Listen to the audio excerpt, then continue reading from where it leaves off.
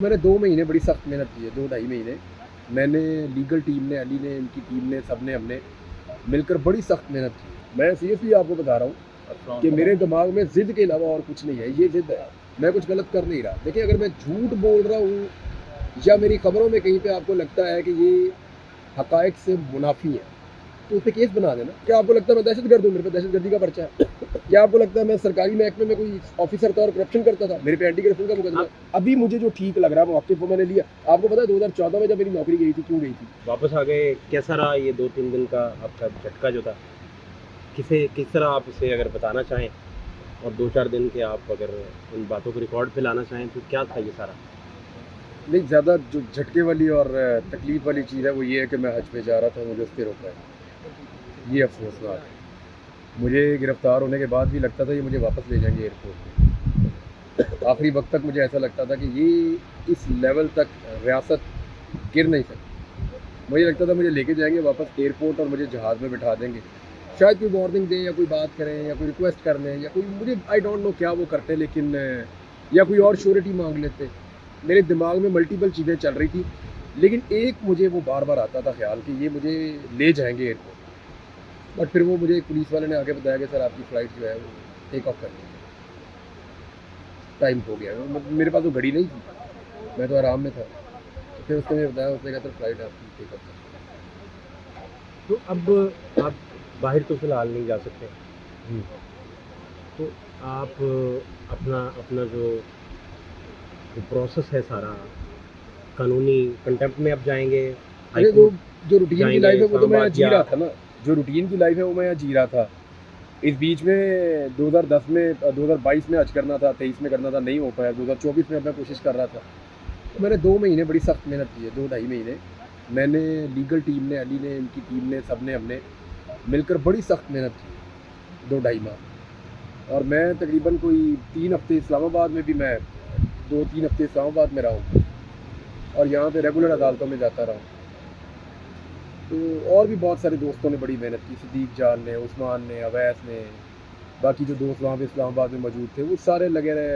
अब्बासी है बेचारा, वो भी साथ साथ फिरता रहा। और बाकी जितने जर्नलिस्ट हैं वहाँ पे इस्लामाबाद में, वो भी हमारे जो वहाँ पे जो कोर्ट रिपोर्टर्स हैं वो बेचारे रोज़ाना आते थे, हमारी समाज सुनते थे, कोशिश करते थे। कहीं पे कोई जगह फंस गई है तो फटाफट कोशिश करनी उन्होंने। फयाज साहब हैं, हसन साहब हैं, साकिब बशीर साहब हैं, सब ने बड़ी कोशिश की। तो अल्टीमेटली हमें वो फैसले मिले फिर अदालत से जिनकी हम तवक्को कर रहे थे। पहले एक दफ़ा, फिर दूसरी दफ़ा, फिर तीसरी दफ़ा। मुझे समझ नहीं आई ये क्या ज़िद है। यानी ये ज़िद के अलावा और कुछ नहीं लगता था समझ। मैं सीरियसली आपको बता रहा हूँ कि मेरे दिमाग में ज़िद के अलावा और कुछ नहीं है, ये ज़िद है और कोई बात नहीं, मैं ये जानना चाह रहा हूँ कि जब आप खुद कह रहे हैं कि ये ज़िद है, एक लम्हे के लिए इसी लफ्ज़ को हम फ़र्ज़ कर लेते हैं, जो आप कह भी रहे हैं। मुझे और कुछ समझ नहीं आती ना, कोई इतना क्यों रिस्क लेगा? नहीं, मैं ये पूछना चाह रहा हूँ कि क्या फिर आप अपने फ़ैसलों में थोड़ी लचक लेके आएँगे ताकि आपकी फ़ैमिली नहीं, सफ़र मैं ना कुछ गलत करे कर नहीं रहा। या आप सफ़रनामा नहीं, नहीं मैं करें? कुछ गलत कर नहीं रहा ना, मैं कुछ गलत कर नहीं रहा। देखिए, अगर मैं झूठ बोल रहा हूँ या मेरी खबरों में कहीं पे आपको लगता है कि ये हक़ाइक़ से मुनाफ़ी है, तो उस पे केस बना देना। Now they have a law. अब तो इनके पास हत्या की इज़्ज़त का कानून भी है ना। देखें, इससे पहले जब हत्या की इज़्ज़त का कानून नहीं था, मैंने फिर भी बड़े मुकदमे भुगते हैं, तो शर्म आती है नहीं? तो हद की इज़्ज़त के होते हुए आपके पास मार्जिन कम नहीं हो जाएगा जर्नलिज़्म करने का?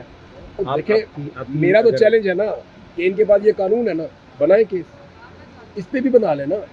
भई मैं जर्नलिस्ट हूँ, सबको पता है कि प्रॉब्लम इस बात की है कि ये बात क्या कर रहा है। ये आप भी जानते हैं, मैं भी जानता हूँ, सब जानते हैं कि असल मसला ये है कि मैं बात क्या कर रहा हूँ। मसला ये नहीं है, क्या आपको लगता है मैं दहशतगर्द हूँ? मेरे पे दहशतगर्दी का पर्चा है। क्या आपको लगता है मैं सरकारी महकमे में कोई ऑफिसर था और करप्शन करता था? मेरे पे एंटी करप्शन का मुकदमा है। आपसे कभी ऑन बोर्ड जब आप गायब थे मंजर-ए-आम से, तो कभी किसी ताकतवर शख्सियत ने या कभी किसी करते धरते ने ये कहा था कि आप बाहर ना जाइएगा या बाहर जाने पे पाबंदी है, वो ना कीजिएगा, या इस तरह की बात कभी आपसे किसी ने नहीं, डिस्कस नहीं ऐसा की? सच कोई शराइत नहीं थी, लेकिन गोल मोल की चंद महीने, आप तो चंद महीने भाईजान, 2 4 5 6 महीने होते हैं, मैं तो गया ही नहीं बाहर। मुझे अब एक लगभग 8-9 माह हो गए, तो बड़ा लंबा अरसा हो गया। एक मुझे आप बात समझ रही हैं बतौर जर्नलिस्ट भी, वो ये कि जब आप गायब थे उसके बाद आप मंजर-ए-आम पर आ गए, वापस आ गए यानी घर, तो मोस्टली यही समझा जाता मेरे है। फादर को कुछ लोग मिले थे जी। उन्हें कहा गया था, मेरे फादर ने मुझे ये बात बताई कि कम से कम जो है ना वो 4-6 महीने आपने इनको बाहर नहीं भेजना। अच्छा, वर्बल एक वालिद मेरे के साथ। वालिद साहब से किसी ने ये बात की थी, तो मैं जाना भी नहीं चाहता था। नहीं, आपने देखा मैंने किसी को कहा मैंने बाहर जाना है? मैं तो पाकिस्तान में एंजॉय कर रहा हूँ, यहाँ अपना काम कर रहा हूँ। तो ये तो मैंने हज पे जाना था 2022 में, फिर 2023 में, अब 2024 में। ये तो हज वाला मामला है ना भाई, और ये सबको पता है, आप भी जानते हैं। मैं ये गया और वापस आया।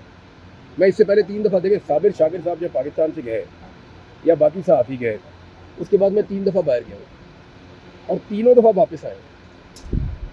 मैं भी बाहर रह सकता था, मैं नहीं रुक सकता था, या मुझे मेरे पासपोर्ट के ऊपर कोई वीज़ा लगना मना है? मैं भी जहाँ चाहूँ जाके रहूँ।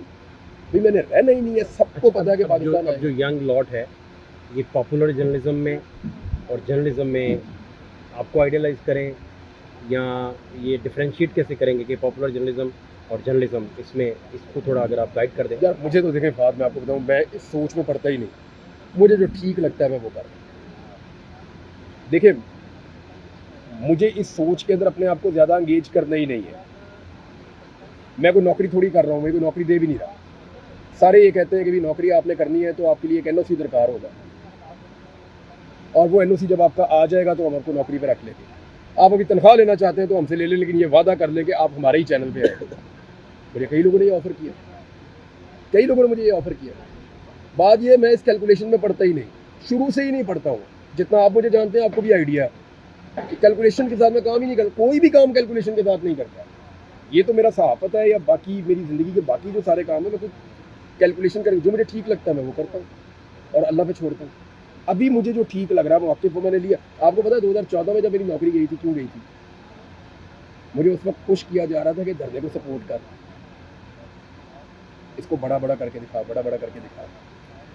तो मैंने कहा जितना है वो उतना ही रहेगा, मैं नहीं बड़ा करता। नौकरी गई, तो उस वक्त नौकरी गई थी इमरान खान को सपोर्ट ना करने की वजह से।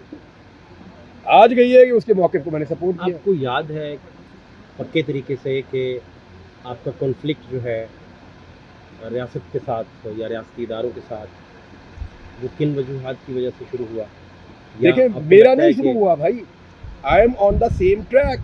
मेरा एक ट्रैक है, मैं उस पर चलता जा रहा हूँ, चलता जा रहा हूँ, चलता जा रहा हूँ।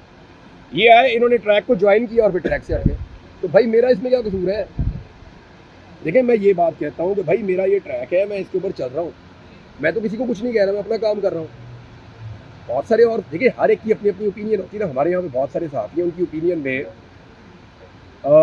नवाज शरीफ साहब महात्मा हो सकते हैं, वही इस मुल्क को तमाम मसाइल से निकालेंगे। मेरी ओपिनियन में वो नहीं है। तो जब आप उनकी ओपिनियन को रिस्पेक्ट कर रहे हैं तो फिर मेरी ओपिनियन को भी रिस्पेक्ट करें। मेरे पास अपना आर्गूमेंट है, उनके पास अपना आर्गूमेंट है।